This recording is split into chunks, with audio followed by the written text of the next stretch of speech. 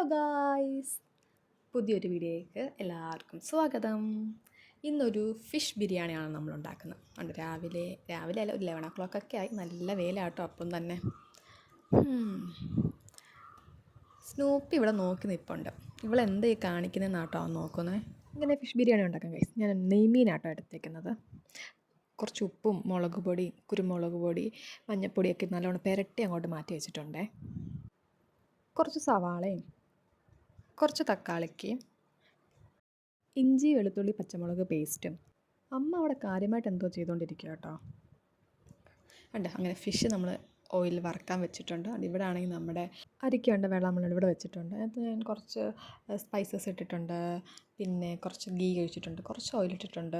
അതൊക്കെ ഇട്ട് നല്ലോണം ഒന്ന് ആക്കി വെക്കുക. അതുകൊണ്ട് ഇവിടെ ഫിഷ് ഞാൻ ഫ്രൈ ചെയ്തുകൊണ്ടിരിക്കുകയാണ്. അരിയൊക്കെ ഇട്ട് നമ്മൾ അരിയൊക്കെ വെച്ച് കേട്ടോ. ഫിഷ് ഫ്രൈ ചെയ്ത ഓയിലിലേക്ക് നമ്മൾ സവാളയൊക്കെ ഇട്ട് കുറച്ച് ഉപ്പൊക്കെ ഇട്ട് ഇഞ്ചി വെളുത്തുള്ളി പച്ചമുളക് പേസ്റ്റ് ആഡ് ചെയ്ത് നല്ലോണം ഒന്ന് കുക്കായി വരണം കേട്ടോ. ഒന്ന് കുറച്ച് നേരം അടച്ച് വെക്കാം. നമ്മുടെ റൈസൊക്കെ കറക്റ്റ് പാകമായിട്ടുണ്ട് കേട്ടോ. നല്ല കറക്റ്റ് വെന്ത് കിട്ടിയിട്ടുണ്ട്. തുറന്നിട്ട് നമ്മൾ കുറച്ച് മുളക് പൊടി, മഞ്ഞൾപ്പൊടി, കുറച്ച് ഗരം മസാലയും കൂടെ ഒക്കെ ഇട്ട് നല്ലോണം ഒന്ന് ഇളക്കി കൊടുക്കുക. ആവശ്യത്തിന് കുറച്ച് തൈരും ഒക്കെ ഇട്ട് നല്ലോണം ഇളക്കുക കേട്ടോ. ഫ്രൈ ചെയ്ത ഫിഷ് ഞങ്ങൾ ആഡ് ചെയ്യുക. കുറച്ച് ഗ്രേവിക്ക് വേണ്ടി കുറച്ച് വെള്ളം വേണമെങ്കിൽ ഒഴിക്കാം കേട്ടോ.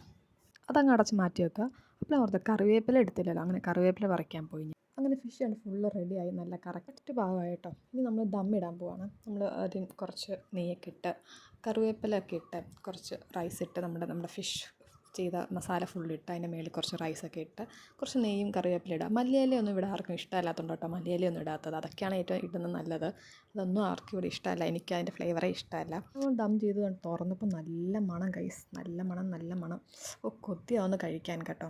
അതിന് കുറച്ച് നേരം കൂടെ വെയിറ്റ് ചെയ്ത് ആ ചൂടൊക്കെ ഒന്ന് മറിയാം, ദമ്മൊക്കെ ഒന്ന് സെറ്റ് ആവുന്ന വരെ ഒന്ന് വെയിറ്റ് ചെയ്തു. അപ്പോൾ തന്നെ ഞാൻ പ്ലേറ്റ് എടുത്തു കേട്ടോ. കുറച്ച് ഡേറ്റ്സ് അച്ചാറുണ്ടായിരുന്നു നമ്മുടെ കയ്യിൽ, അതും കുറച്ച് സൈഡിൽ വെച്ച്. അതിൻ്റെ അടിയിൽ നിന്ന് എടുക്കുമ്പോൾ കണ്ടോ അതിൻ്റെ മസാലയൊക്കെ, അയ്യോ പറയാൻ വയ്യ, അത്രയും ടേസ്റ്റ്. അങ്ങനെ ഞാൻ പ്ലേറ്റിലോട്ട് കുറച്ച് മാറ്റി കേട്ടോ. ചൂടോടെ കഴിക്കാൻ നല്ല രുചിയാണ് കേട്ടോ ഗൈസ്.